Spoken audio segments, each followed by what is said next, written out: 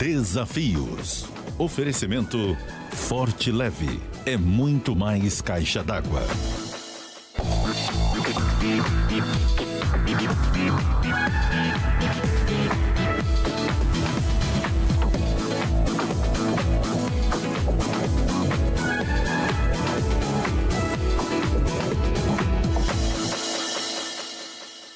Se você já entrou nessa pandemia devendo, a culpa não é da pandemia. A culpa é sua, que já era descontrolado financeiramente antes dela. Nós temos que fazer o melhor para Deus. Temos que fazer com excelência as coisas para Deus. Não podemos ofertar para Deus algo defeituoso. Você é meu irmão,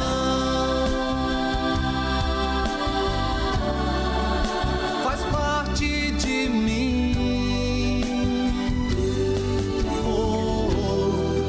Estamos de volta com mais um programa Desafios e muito obrigado pela sua companhia. Você que nos acompanha de norte a sul do estado do Espírito Santo, meu abraço apertado. Mas eu quero cumprimentar uma telespectadora muito querida, nossa tia Ana Maria, mais conhecida como Tia Naná. Ela passou por um pronto atendimento, 2 hospitais, 87 anos, suspeita de Covid. Oramos por ela e ela está muito bem em casa. Tia, que Deus abençoe a senhora poderosamente. No programa de hoje, no primeiro quadro, eu converso com Aurimar Reis de Moura. Ele é assessor financeiro com dicas fantásticas para as suas finanças. No quadro Variedades, eu trago uma palavra especial para o seu coração. Ainda temos o quadro Pensando em Você e no final do programa, o videoclipe da música O Que Nos Une. É hora de reunir a família, convidar os amigos, estimar o link que você está ouvindo, alguém está te convidando para assistir o programa. Mas olha, esse QR Code aí na tela da sua TV, é só você apontar a câmera do seu celular, você vai direto para o nosso canal no YouTube. Eu estou convidando você para se inscrever no nosso canal e me seguir também no Instagram, @EliBlunk_oficial, e nós voltamos em instantes.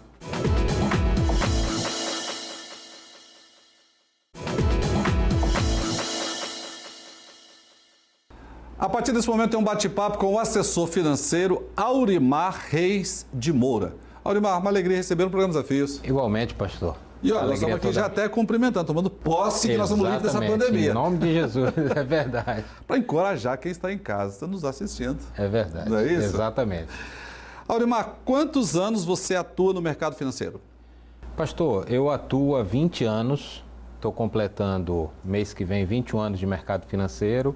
Atuei a maior parte em bancos tradicionais, né? E minha formação é de economia e uma segunda formação em direito também. E praticamente esses anos todos foram em bancos tradicionais. Então, nós ouvimos falar muito nesses dias de quebradeira, desemprego, crise mundial. Você que é da área financeira, você é economista, quais são os olhos do Aurimar para a nossa sociedade? Como que nós devemos olhar o nosso futuro? Pastor, principalmente, eu creio que nós devemos ter calma acima de tudo. Porque essa não foi a primeira crise, não vai ser a última, mas é uma crise forte, né? Uma pandemia mundial, abalou, não foi a economia de um país só, não foi a economia de uma localidade apenas, foi a economia mundial, mas nós iremos sair dela.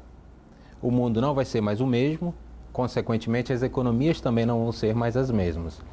Porém, eu vejo com bons olhos. Creio que o Brasil tem tudo para crescer. Por quê? Principalmente porque nós somos muito fortes em commodities, que é o que o mundo procura muito. Né? Você acredita, então, que a nossa economia brasileira, nós temos uma chance de sair na frente? Temos. Creio que sim. Lógico que não só isso. Nós precisamos fazer investimentos em estrutura de escoamento de produção, por exemplo, para que isso auxilie a produção que o Brasil faz internamente. Aurimar, o cidadão, o empresário, ele está nos assistindo agora, eu mesmo. Quais os cuidados que eu devo ter, que nós devemos tomar daqui para frente? Perfeito. É bem importante essa colocação do senhor, porque, na verdade, nós precisaríamos já ter tido cuidado antes. Porque eu escutei um comentário de um economista em que ele falou o seguinte: se você já entrou nessa pandemia devendo, A culpa não é da pandemia, a culpa é sua, que já era descontrolado financeiramente antes dela. Isso é muito bom, você está falando aí, né? Porque fica colocando a culpa no vírus, mas a desorganização já era anterior. anterior. Então nós sempre temos que ter um conceito de guardar, que o brasileiro não tinha, mas é importante que isso tenha acontecido, essa conscientização tem sido cada vez mais presente na população brasileira. A população tem guardado mais. Você vê constantemente índices de poupança, investimentos dos mais variados, cada mês aumenta. Então, na verdade, está acontecendo uma reeducação financeira. Exatamente. A pandemia também trouxe isso. Então, é importante você sempre calcular. Eu preciso ter uma reserva de uns 3 meses do meu salário, de uns 3 meses do faturamento da minha empresa. De 3 a 6 meses é o ideal. Porque acontecendo um imprevisto como foi a pandemia, você não vai estar desassistido. Então, saindo dessa pandemia, a pergunta do senhor, quem estava preparado antes dela também sai na frente. Porque aquele que já estava com dificuldades antes dela, praticamente acabou na pandemia. Quem tinha um colchão, vamos dizer assim, uma reserva, consegue sair com mais fôlego dessa pandemia. Mudando agora um pouquinho, mas não saindo do cuidado, você trabalha no mercado financeiro, mas faz questão de expressar a sua fé em Jesus Cristo. Qual a relação dessa segurança da fé, que a fé pode trazer para as pessoas, que o próprio dinheiro muitas vezes traz? O ser humano coloca a fé, a esperança, ele procura algo para colocar sua esperança e sua fé. Muitos deles colocam esperança no dinheiro, no sucesso, na fama. E a Bíblia nos fala, lá em Provérbios, que nós devemos guardar o nosso coração. Sobre tudo que nós devemos guardar o nosso coração. Porque o nosso coração é o nosso íntimo. Lá estão os nossos valores, os nossos pensamentos, os nossos sentimentos. E até nós estamos no mês onde se combate, onde se fala muito sobre o suicídio. E se você guarda o seu coração, onde está a sua razão, os seus sentimentos, você tem uma fortaleza maior, porque dele, como diz a Bíblia, dele procedem as saídas da vida, as decisões saem do coração. Tem um texto, foi Salomão que escreveu Provérbios, né? Exato. Esse texto. O pai dele diz assim: escondi a tua palavra no meu coração. Qual a importância, eu queria que você fortalecesse isso para o nosso telespectador, Aurimar, dele se voltar para Deus? Porque você é um executivo, você é do mercado financeiro, mas você não negociou, você não abriu a sua fé. Em momento algum. Abriu mão da sua fé. Em momento a algum. pandemia não fez com que você se esfriasse para com Deus? Em momento algum. Não é isso? O que o telespectador precisa fazer, sabe, para que ele venha se voltar? E qual a importância disso, dele colocar Deus em primeiro lugar? A fé é como se fosse um alicerce. As chuvas vêm, as tempestades batem, mas se você tem a sua fé, o seu coração fincado numa rocha inabalável, que é Jesus Cristo, você pode vir a pandemia que for, pode vir a tempestade que for, que você vai estar firme, porque Jesus nos completa por inteiro.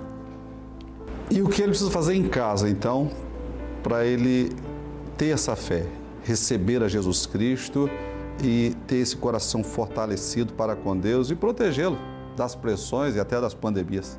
É muito simples, é uma atitude apenas. Não são as minhas obras, não é o que eu conquistei, eu não compro isso.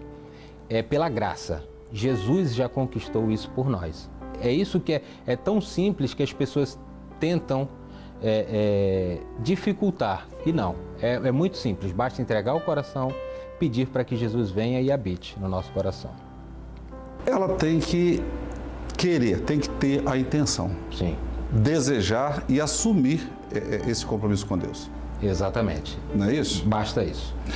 Aurimar, quero agradecer por você ter atendido o nosso convite, a contribuição que você deu aí como economista para a nossa sociedade e feliz por essa firmeza na sua fé. Eu que agradeço, pastor, estou à disposição sempre que precisar. Amém. Deus abençoe você. Amém. E um abraço Obrigado. para toda a família. Igualmente. Para você que está em casa, o recado já foi dado. eu conversei com o assessor financeiro Aurimar Reis de Moura. Nós podemos ter várias formas ou ferramentas para nos sentirmos seguros. O dinheiro é uma das formas. Só que o dinheiro a gente pode perder. A fé, se você protegê-la no seu coração, você vai se sentir sempre seguro, porque Deus, Ele é o nosso socorro, bem presente nas tribulações. Mas eu preciso ter esse elo, essa ligação de Deus aqui. E essa aliança, ela é feita através de Jesus Cristo. A escolha continua sendo sua. Desafios, volta já.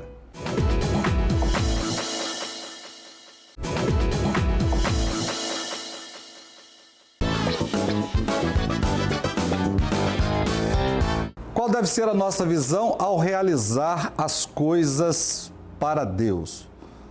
Quando você pensa em fazer alguma coisa que está relacionado à comunidade que você congrega, que você participa, eu não sei se você é um pastor, um líder, um cantor, um instrumentista, qual é a visão? Como que nós devemos realizar as coisas para Deus? Interessante que quando eu leio o livro de 2 Crônicas, capítulo 2, a partir do verso 1, o rei Salomão dá ordem para o início da construção do templo, onde o povo iria adorar a Deus. No verso 5, ele diz que o templo seria grande. E ele diz que ele iria, além de construir o templo, ele ia construir também um palácio para ele. Salomão era filho do rei Davi. Ele foi o sucessor do seu pai, um homem segundo o coração de Deus. Mas ele recebeu uma visão. Como que ele deveria construir o templo? Mas eu quero já em primeiro lugar, para a gente aprender juntos aqui, olha a visão do filho. Eu vou construir um templo para Deus, mas vou construir um palácio para ele. Ele não pensou em construir uma choupana, uma tenda, um barraco, uma casa, um apartamento, uma mansão. Não. Ele disse, eu vou construir um palácio. Você tem a visão de construir o quê? Mas eu não quero me deter aqui ao palácio do rei Salomão. Mas nós colocamos em prática aquilo que nós temos como visão. E é de acordo com a nossa fé.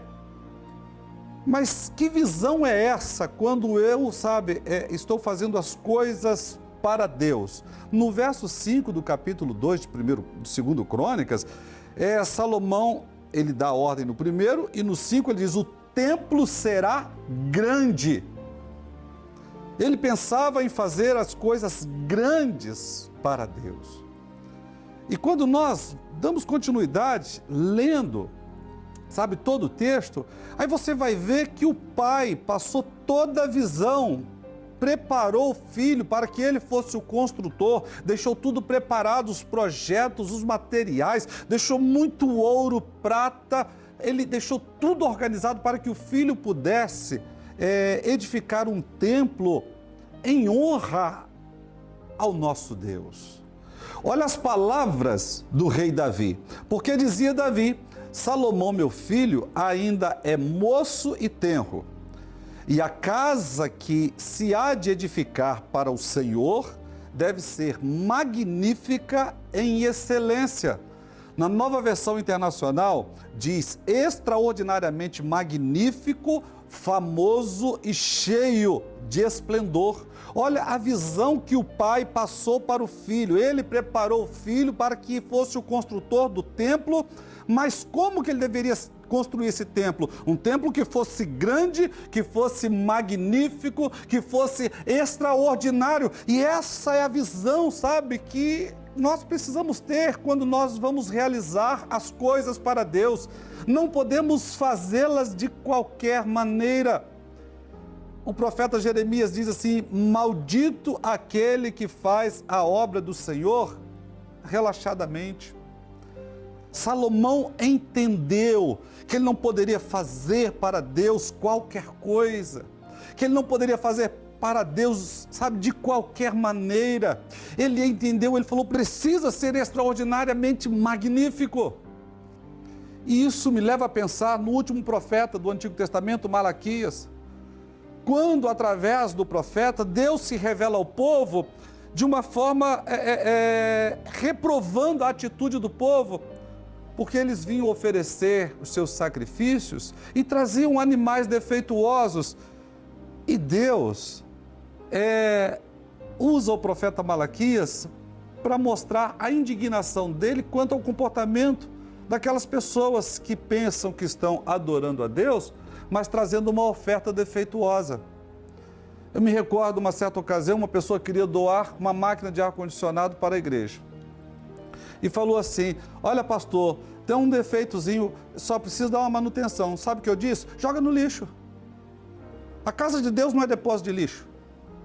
Nós temos que fazer o melhor para Deus. Temos que fazer com excelência as coisas para Deus. Não podemos ofertar para Deus algo defeituoso. É isso. E o rei Davi conseguiu passar para o seu filho. E nós precisamos passar essa visão para os nossos filhos, para as próximas gerações, deixarmos um legado. Qual a visão, sabe, que nós temos e estamos passando para as pessoas quando se trata de realizar as coisas para Deus? O templo de Salomão, para que você tenha uma ideia, no livro de Marcos, capítulo 13, os discípulos saem do templo e chamam a atenção de Jesus e diz, mestre, olha, quão grandes pedras, que pedras enormes, que obras magníficas. Olha só, séculos depois, é o mesmo templo que o rei Salomão construiu. Nós estamos em 2020. Você pode ir na cidade de São Paulo, tem uma réplica do templo de Salomão. Olha, quando nós passamos uma visão para frente, e se essa visão é algo extraordinário, as pessoas querem copiar, as pessoas querem fazer. Então nós precisamos fazer o melhor para Deus. Precisamos fazer com excelência. Nós aqui do programa Desafios, nós não admitimos, sabe, ir um programa para o ar sem ele ser extremamente revisado e chegar com qualidade de imagem, com qualidade de informação, com qualidade de áudio, porque nós não estamos fazendo para o homem, estamos fazendo para Deus. E Salomão entendeu isso. Ele falou bem assim, o templo tem que ser um lugar onde nós vamos honrar a Deus. E como que a gente honra a Deus?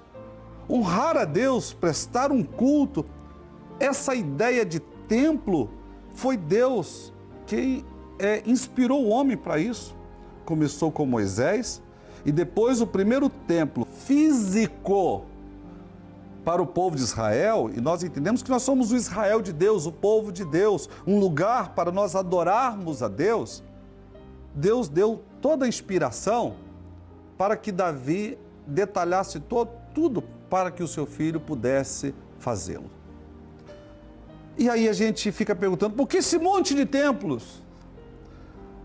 São lugares onde você que está em casa me assistindo, pode sair da sua casa e você vai no templo adorar a Deus, prestar um culto a Deus. Você vai ouvir a palavra de Deus que te alimenta, você vai cantar, você vai adorar, você vai ofertar, você vai ser um ouvido para aquelas pessoas que estão precisando de um aconselhamento.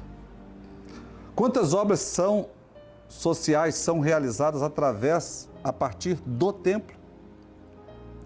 Então, o templo não é algo que o homem inventou, foi Deus quem inspirou. E estamos vivendo esse momento de pandemia. Eu não sei nem se é pandemia mais. E as pessoas, elas podem ir em tudo enquanto é lugar. Mas para ir no templo, é tanto protocolo, tanto protocolo, tanto protocolo de segurança, que eu vi um áudio agora, esses dias. Olha, se tudo que eles falam do nível de contágio, olha só, eu mesmo não sei se eu vou estar daqui a 15 dias vivo. Porque o que aconteceu nesse último feriado aí, as praias lotadas, bares lotados, os clubes lotados, hotéis lotados.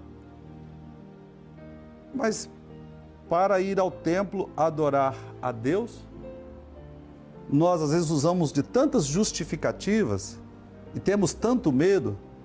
E a minha palavra hoje para você é para que você possa refletir sobre isso. Jesus Cristo está voltando. E eu preciso entender a minha necessidade, que eu preciso buscar a Deus. E o templo, a igreja, sabe? Perto da nossa casa tem um templo. Ninguém vai ter desculpa que não teve a oportunidade.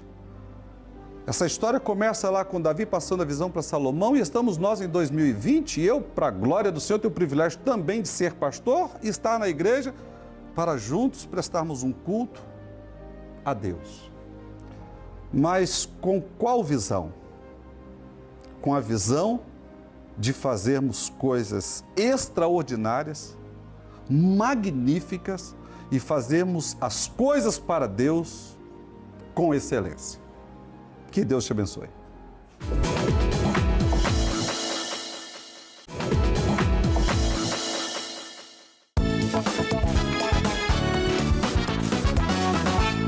Agora eu gostaria que você parasse um minutinho e prestasse bastante atenção. Você sabe que em 2020 nós temos eleição. E você sabe em quem você vai votar para ocupar uma cadeira na Câmara de Vereadores? E na gestão, ou seja, para prefeito ou prefeita, do seu município, nós precisamos escolher com muito critério e sermos responsáveis, porque se nós escolhemos errado, é menos um na gestão pública do nosso município. Nós não podemos votar nesse candidato ou candidata porque ele é nosso parente, porque ele é nosso amigo, porque ele é da nossa igreja, porque ele fez uma doação, ou seja, comprou o seu voto. 2020 é eleição e escolher os nossos representantes é uma coisa muito séria. Nós precisamos sermos responsáveis, porque eles vão cuidar durante 4 anos da administração pública do nosso município. Então nós precisamos tomar muito cuidado. Mas nós temos vários que são candidatos à reeleição.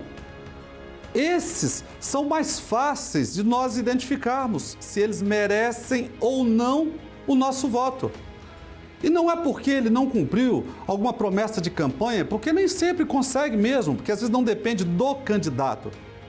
Mas a gente sabe se ele ou ela é uma pessoa honrada ou não. 2020, ano de eleição. Votar é coisa séria.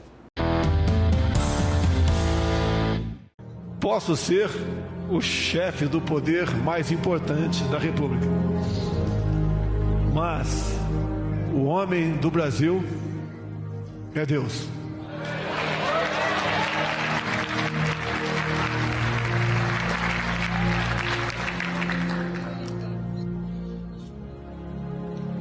Queremos, e é o nosso dever, parlamentares, produzir a felicidade. Nós conseguiremos com lealdade, com ética, com religião, respeitando o próximo, votando de forma independente, ouvindo a sua consciência, tendo o seu entendimento sobre a matéria, nós revolucionaremos o Brasil.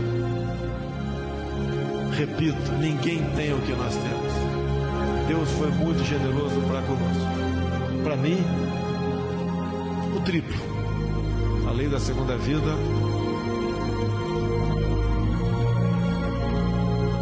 uma família. A base da sociedade. No momento mais difícil da minha vida,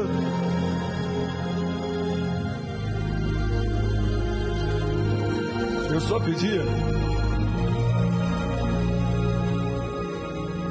que Deus não deixasse órfão a minha filha de 7 anos. O resto,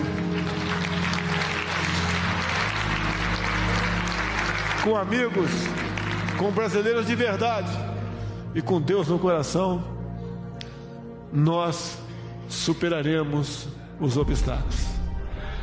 A todos vocês nesse momento,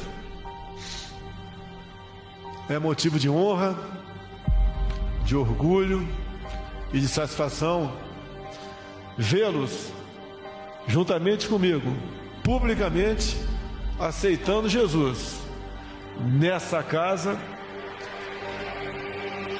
que estava carente da sua palavra. O Brasil mudou.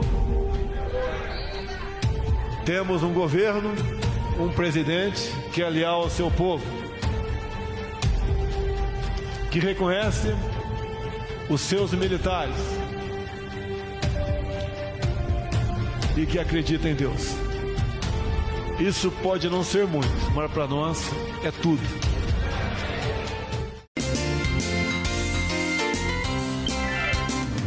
Nós não podemos permitir que as nossas diferenças nos separem. O que nos une é muito mais do que as nossas diferenças. O que nos une é muito mais que as nossas diferenças. O que nos une é muito mais que as religiões. O que nos une é mais profundo do que imaginamos. Está além do conhecimento, do nosso entendimento.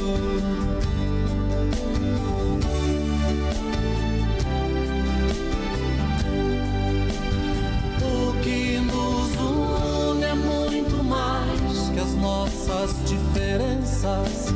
O que nos une é muito mais que as religiões.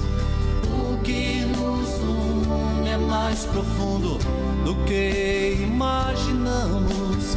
Está além do conhecimento, do nosso entendimento. É o amor de Jesus demonstrado lá na cruz, por mim e por você. É uma pena, estamos encerrando mais o programa Desafios. Muito obrigado pela sua companhia, mas você pode continuar conosco através dos nossos endereços eletrônicos. Esse QR Code que você está vendo na sua tela, é só apontar a câmera do seu celular, você vai direto para o nosso canal no YouTube. Eu estou convidando você para se inscrever no nosso canal. Tem muitos conteúdos que vão agregar valores na sua vida. E olha, quero também convidá-lo para me seguir no Instagram, @eliblunkoficial. E olha, toda quinta às 19h30, no domingo às 19 horas, a gente continua com a nossa live, trazendo muita música, aquela palavra de Deus para o seu coração, para o nosso coração. E no final a gente sempre ora. E Deus sempre responde às nossas orações. Eu quero abençoar a sua vida também. E até o próximo programa, se Deus quiser. Você, meu irmão,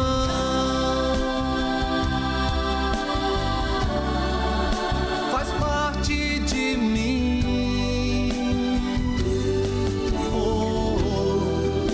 Nós fomos amados, sarados e curados por este amor. Desafios. Oferecimento Forte Leve. É muito mais caixa d'água.